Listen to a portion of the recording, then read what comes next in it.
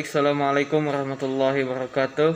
Alhamdulillahilladzi arsalahu bil huda wa dinil haq liyudhhirahu 'ala dini kullih wa kafa billahi syahida. Asyhadu an la ilaha illallah wa asyhadu anna Muhammadan abduhu wa rasuluh alladzi la nabiyya ba'dah amma ba'du. Baik teman-teman, kami dari kelompok 1 Kimia Fisika akan membahas suatu materi yaitu larutan elektrolit dan non-elektrolit. Sebelum masuk ke pembahasan, saya perkenalkan terlebih dahulu anggota kami yaitu kelompok 1. Di antaranya ada Amelia, ada Anhar, ada Anggita, ada Astri, ada Deva, ada Fahmi yaitu saya, ada Pak Joisa, kemudian ada Neng Asri. Baik, untuk langkah selanjutnya kita akan masuk ke pembahasan. Untuk pembahasan pertama akan dibahas dan dijelaskan oleh saudari Anhar Puspita, dipersilahkan. Sebelumnya saya ucapkan terima kasih kepada Fahmi Faiz Firmansyah yang telah memberikan kesempatan bagi saya untuk menjelaskan materi ini. Lalu, apa itu larutan? Larutan adalah campuran homogen yang terdiri dari 2 zat atau lebih. Zat yang jumlahnya lebih sedikit di dalam larutan disebut dengan zat terlarut atau solut. Sedangkan zat yang jumlahnya lebih banyak di dalam larutan disebut dengan zat pelarut atau solvent. Komposisi zat terlarut atau pelarut dalam larutan dinyatakan dalam konsentrasi larutan disebut dengan pelarutan atau solvasi. Untuk yang selanjutnya ada contoh larutan. Yang pertama yaitu ada padatan yang dilarutkan dalam cairan. Contohnya garam atau gula dalam air. Lalu yang kedua ada gas yang dilarutkan dalam cairan. Contohnya karbon dioksida atau oksida. Dan yang terakhir ada larutan padat. Contohnya aloi atau campuran logam dan mineral tertentu. Sekian yang bisa saya sampaikan. Terima kasih. Saya kembalikan lagi kepada Fahmi Faiz Firmansyah. Terima kasih kepada saudara Anhar telah menjelaskan penjelasan yang pertama. Untuk slide selanjutnya akan dibahas oleh saudari Amelia, dipersilahkan. Yang selanjutnya adalah larutan, yaitu yang pertama adalah larutan elektrolit, yang kedua adalah larutan non-elektrolit. Larutan elektrolit adalah larutan yang dapat menghantarkan arus listrik. Larutan elektrolit kuat dapat menghantarkan arus listrik dengan baik, sehingga saat diuji dengan alat penguji elektrolit, nyala lampu terang, dan terdapat banyak gelembung gas. Larutan elektrolit lemah menghantarkan arus listrik dengan lemah, sehingga lampu tidak dapat menyala terang atau redup, dan terdapat sedikit gas gelembung. Yang kedua adalah larutan non-elektrolit, adalah larutan yang tidak dapat menghantarkan arus listrik. Larutan non-elektrolit tidak dapat menghantarkan arus listrik sehingga tidak dapat menyala lampu dan tidak dapat menimbulkan gas gelembung. Baik, terima kasih kepada saudari Amelia telah menjelaskan pembahasan. Untuk slide selanjutnya akan dijelaskan oleh Neng Asri, dipersilahkan. Materi selanjutnya yaitu jenis-jenis larutan. Yang pertama yaitu larutan elektrolit kuat. Menurut seorang ilmuwan dari Swedia, Arrhenius menemukan bahwa zat elektrolit dalam air akan terurai menjadi partikel-partikel berupa atom atau gugus atom yang bermuatan listrik. Karena secara total larutan tidak bermuatan, maka jumlah muatan positif dalam larutan harus sama dengan muatan negatif. Begitupun atom atau gugus atom yang bermuatan listrik itu dinamai ion. Ion yang bermuatan positif disebut kation, sedangkan ion yang bermuatan negatif disebut anion. Pembuktian sifat larutan elektrolit yang dapat menghantarkan listrik ini dapat diperlihatkan melalui eksperimen zat-zat yang tergolong elektrolit, yaitu asam basa dan garam. Baik, terima kasih kepada Neng Asri telah menjelaskan. Untuk slide selanjutnya akan dijelaskan oleh saudari Fajaisa, dipersilahkan. Assalamualaikum warahmatullahi wabarakatuh. Perkenalkan, nama saya Fajaisa Rusalina. Di sini saya akan melanjutkan materi mengenai Ciri-ciri larutan elektrolit kuat. Yang pertama, ada lampu pijar akan menyala terang. Lampu ini akan menyala terang karena pada larutan elektrolit kuat mempunyai elektron. Elektron tersebut dapat dihantarkan melalui ion-ion dalam larutan. Yang kedua, timbul gelembung di sekitar elektrode. Larutan elektrolit mengandung partikel-partikel yang bermuatan kation dan anion. Jika arus listrik dialirkan ke dalam larutan elektrolit, akan terjadi proses elektrolisis yang menghasilkan gas. Gelembung gas ini terbentuk karena ion positif mengalami reaksi reduksi dan ion negatif mengalami reaksi oksidasi. Yang ketiga, ada senyawa elektrolit kuat dalam air yang dapat terurai sempurna membentuk ion atau anion.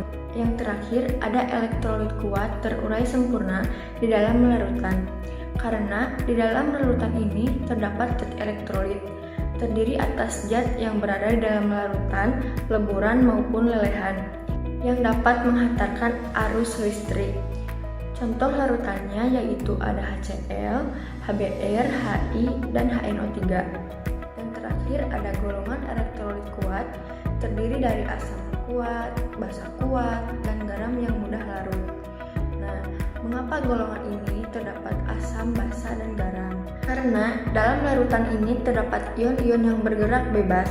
Ion-ion ini membuat larutan yang dapat menghantarkan listrik sehingga termasuk ke dalam golongan elektrolit kuat. Sekian, terima kasih. Wassalamualaikum warahmatullahi wabarakatuh. Baik, terima kasih kepada saudari Fadrisa telah menjelaskan. Untuk slide selanjutnya akan dijelaskan oleh saudari Anggita, dipersilahkan. Yang kedua, larutan elektrolit lemah. Larutan elektrolit lemah adalah larutan yang daya hantar listriknya lemah dengan harga derajat ionisasi kurang dari A kurang dari 1. Larutan elektrolit lemah mengandung zat yang hanya sebagian kecil menjadi ion-ion ketika larut dalam air. Contoh larutan elektrolit lemah yaitu larutan amonia, larutan cuka, dan lain-lain. Ciri-ciri larutan elektrolit lemah yang ke-1 tidak memberikan gejala lampu menyala, dan yang kedua menimbulkan gelembung gas. Baik, terima kasih kepada saudari Anggita. Untuk pembahasan slide selanjutnya akan dijelaskan oleh saudari Astri, dipersilahkan. 3. Larutan non-elektrolit. Larutan non-elektrolit adalah larutan yang tidak dapat menghasilkan listrik karena zat pelarutnya di dalam pelarut tidak dapat menghasilkan ion-ion. Yang termasuk golongan larutan non-elektrolit antara lain larutan urea, larutan sukrosa, larutan glukosa, dan larutan alkohol. Ciri-ciri larutan non-elektrolit yaitu tidak dapat terionisasi, tidak dapat menghasilkan arus listrik atau isolator, lampu tidak menyala, tidak terdapat gelembung gas sama sekali. Contohnya, larutan urea, larutan glukosa, air keran, bensin, minyak tanah, garam bubuk, dan alkohol. Baik, terima kasih kepada saudari Astri telah menjelaskan pembahasan. Baik, sebelum lanjut ke tahap terakhir yaitu kesimpulan, kami akan menampilkan suatu tayangan video yang berkaitan dengan pembahasan ini. Alat dan bahan yang kita butuhkan pada praktikum ini adalah kabel dan capit buaya, baterai 9 volt, elektroda karbon, fitting dan bohlam lampu senter 6 volt, botol semprot, tisu, beker gelas, dan larutan-larutan yang akan kita uji sifat elektrolit dan non-elektrolitnya. Langkah kerja dari praktikum ini adalah: pertama, kita buat alat elektrolit testernya. Caranya adalah dengan menghubungkan satu kabel pada kutub positif baterai dan satu kabel pada kutub negatif baterai. Kemudian, salah satu kabel dihubungkan dengan fitting lampu seperti pada gambar. Lalu hubungkan fitting dengan elektroda karbon dengan menggunakan bantuan kabel lainnya.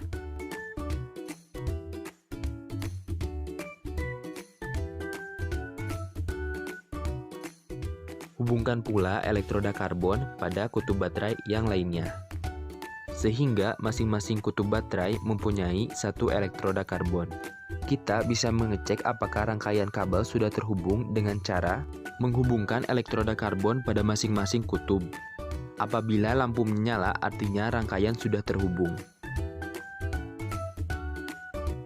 Langkah kerja selanjutnya adalah kita uji larutan dengan cara mencelupkan elektroda karbon pada larutan yang akan kita uji.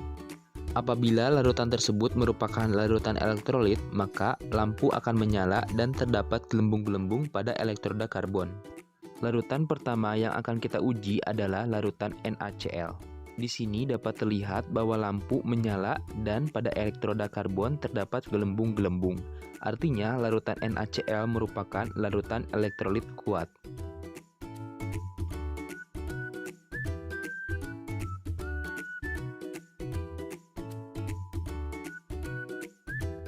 Nah teman-teman, sebelum kita melanjutkan pengujian pada larutan kedua, jangan lupa untuk mencuci elektroda karbon sebelum dipindahkan pada larutan yang lainnya. Fungsinya adalah agar sisa-sisa larutan atau cairan yang terdapat pada elektroda karbon tidak tercampur pada larutan lainnya.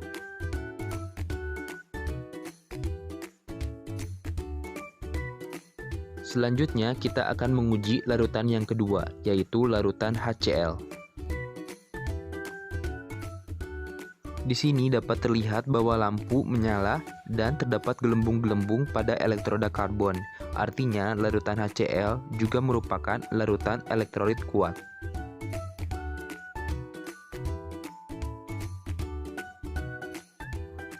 Larutan ketiga yang akan kita uji adalah larutan natrium hidroksida atau NaOH. Di sini dapat terlihat bahwa setelah elektroda karbon dicelupkan pada larutan NaOH, lampu menyala dan gelembung-gelembung timbul pada elektroda karbon. Artinya, larutan NaOH juga merupakan larutan elektrolit kuat.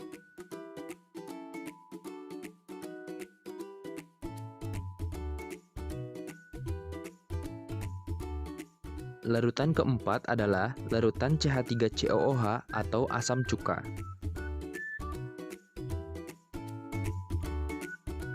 Di sini dapat terlihat bahwa lampu tidak menyala, tapi jika kalian amati pada elektroda karbon terdapat gelembung-gelembung.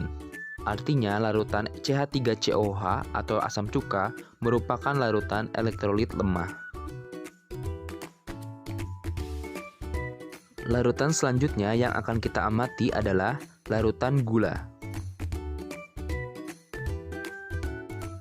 Di sini dapat kita lihat bahwa lampu tidak menyala dan di sekitar elektroda karbon tidak terdapat gelembung-gelembung. Artinya, larutan gula merupakan larutan non-elektrolit.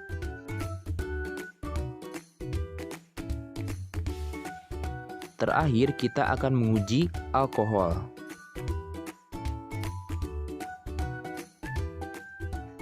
Di sini dapat kalian amati bahwa lampu tidak menyala dan di sekitar elektroda karbon tidak terdapat gelembung-gelembung. Artinya, alkohol juga merupakan larutan non-elektrolit.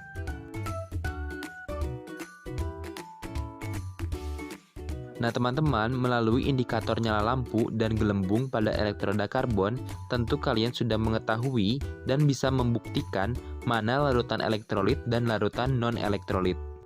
Pada praktikum tadi, larutan NaCl, HCl, dan NaOH merupakan larutan elektrolit kuat yang dibuktikan dengan adanya nyala lampu dan gelembung pada elektroda karbon.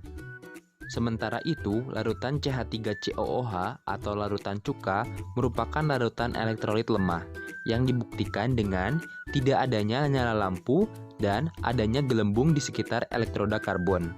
Sedangkan larutan gula dan alkohol merupakan larutan non-elektrolit yang dibuktikan dengan tidak adanya nyala lampu dan tidak adanya gelembung di sekitar elektroda karbon. Teman-teman, kalian juga bisa mencoba praktikum larutan elektrolit dan larutan non-elektrolit ini di rumah. Elektroda karbon bisa kalian ganti dengan menggunakan elektroda lainnya. Contohnya adalah dengan menggunakan paku. Larutan-larutan yang akan kalian uji pun bisa kalian sesuaikan dengan yang ada di rumah kalian. Contohnya adalah dengan menggunakan larutan gula, larutan garam, minyak, maupun larutan lainnya yang ada di rumah kalian. Nah, demikianlah video praktikum kali ini. Semoga bermanfaat. Terima kasih. Wassalamualaikum warahmatullahi wabarakatuh. Baik, untuk tahap terakhir akan dijelaskan oleh saudari Deva. Dipersilahkan. Jadi kesimpulannya yaitu sebagian besar larutan yang diuji coba berlarutan elektrolit, namun lebih banyak elektrolit yang lemah dibandingkan elektrolit yang kuat. Hal ini karena gejala-gejala yang ditimbulkan elektroda, sehingga banyak larutan yang tidak menimbulkan cahaya lampu yang terang. Nah, untuk larutan yang tidak menimbulkan cahaya lampu yang terang dan hanya menimbulkan gelembung gas, larutan ini biasanya disebut dengan elektrolit yang lemah. Berbeda halnya dengan larutan elektrolit yang kuat, larutan tersebut biasanya menimbulkan cahaya lampu yang terang dan juga disertai dengan adanya gelembung gas. Nah, untuk larutan yang dinyatakan non-elektrolit, larutan tersebut biasanya tidak menimbulkan cahaya lampu yang terang dan juga tidak adanya gelembung gas. Nah, jadi dengan mengamati gejala-gejala yang timbul pada elektroda, kita dapat mengkategorikan mana larutan elektrolit yang lemah, elektrolit yang kuat, dan juga larutan non-elektrolit. Sekian dan terima kasih. Baik, terima kasih kepada saudari Deva telah menjelaskan suatu kesimpulan dari pembahasan kami. Oke, untuk tahap terakhir yaitu penutupan. Mungkin sekian yang bisa kami sampaikan. Mohon maaf apabila ada kesalahan dalam penulisan maupun dalam pembahasan. Assalamualaikum warahmatullahi wabarakatuh.